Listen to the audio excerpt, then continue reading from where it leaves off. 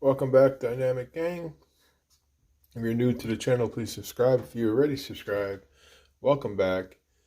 So we're gonna put M on there, and M stands for Monette, and it's crazy because that's my wife's name is Monette.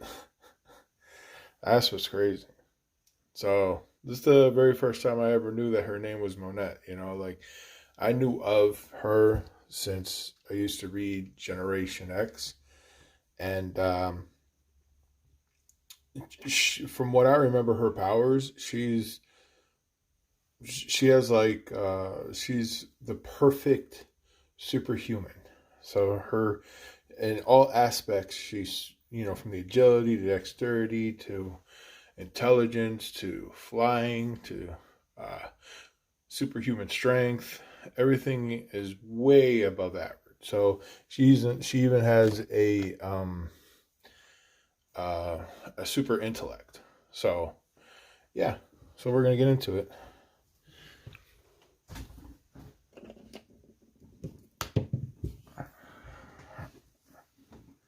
Uh, this is used from the card, 1995 X-Men card, and I think it's the 33 number 33, and it's M from Generation X.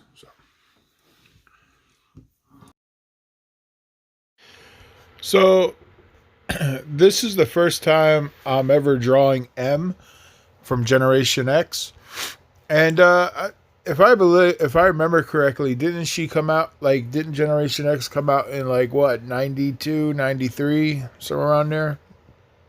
Uh, this was a really interesting group. You had Mondo, you had Skin, you had Chamber, you had M, you had Sync, you had Bishop. I'm sorry, not Bishop. Banshee, White Queen, and I think there was somebody. Husk. Yeah, I think it was Husk. And then you had her brother, which was Implade, I think it was, and he was a villain. And from what I remember, he's almost like Blackheart. I don't know if he's as powerful as Blackheart, but he was pretty powerful.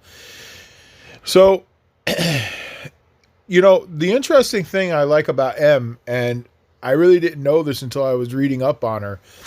I didn't even know that she was Muslim. I think that's awesome. Like that's why I said diversity in comics should always be a thing. You shouldn't always it's almost like Todd McFarlane said, when you look at a character, you don't automatically want to know, if that character is white, if that character is Spanish. You want to be surprised, and that's one of the reasons why Todd McFarlane made Spawn black, and that's always stayed with me, and as a creator and an artist, I appreciate that because I like to. I remember the first time I learned Spawn was black. I was like, oh shit, he's black. I was like, I didn't even know that. And Spawn is like one of the he's like a top tier with all these powers and whatnot. And you know, Todd McFarlane said, how you look at Superman or Spider-Man or anybody with a mask on, and even Captain Planet. Captain Planet's not even supposed to be any. He's supposed to be a being of energy or something. But when you look at Captain Planet, let's all keep it a buck.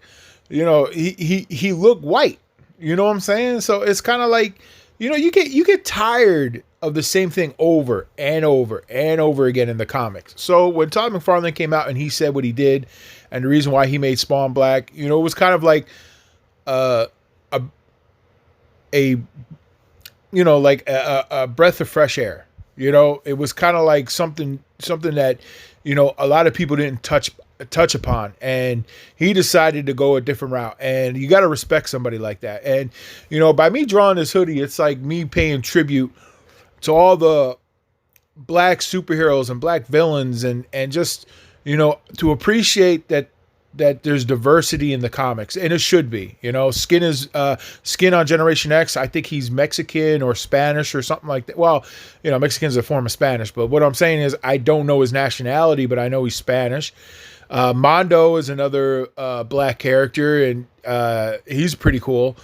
And M, she's black and she's a Muslim. So, there's a lot of Generation X is definitely a great group for diversity. You got Banshee, who's Irish. You got White Queen. I don't know.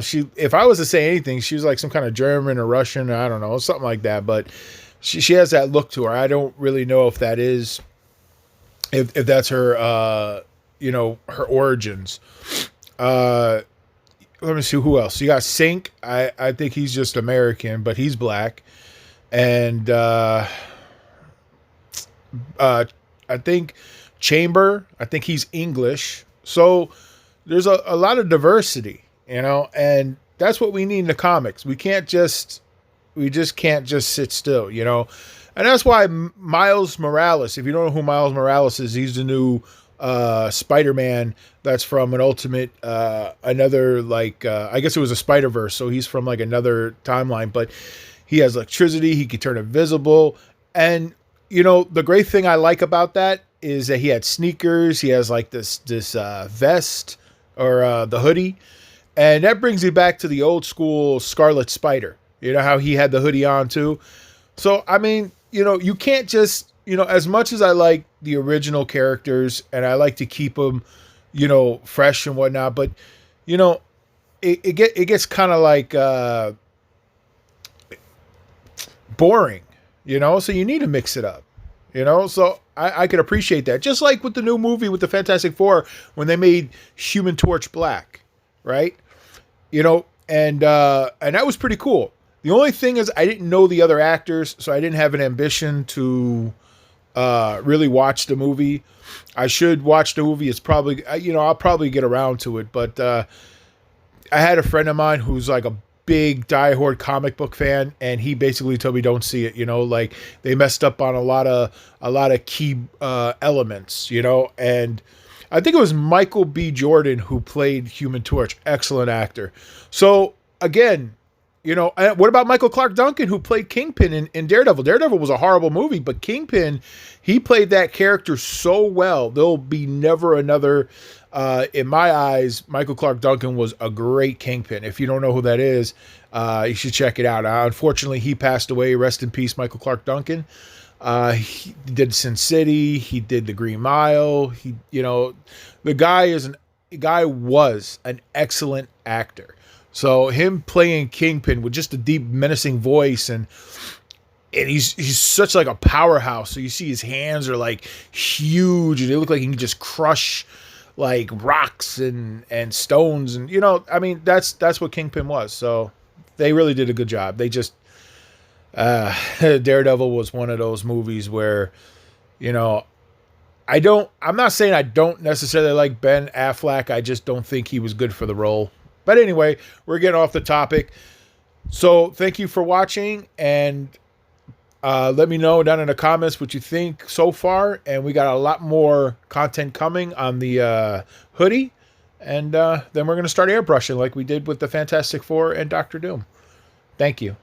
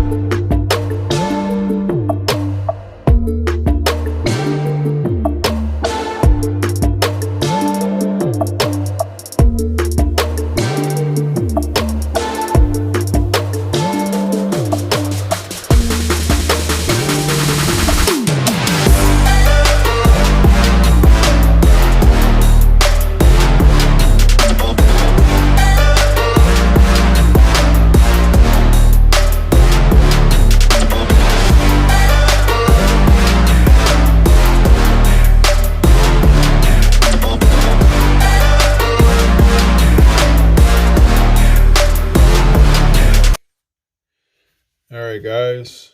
It's an hour and 12 minutes. I'm gonna cut this short. Hold on, let me just try to fix this sleeve a little bit.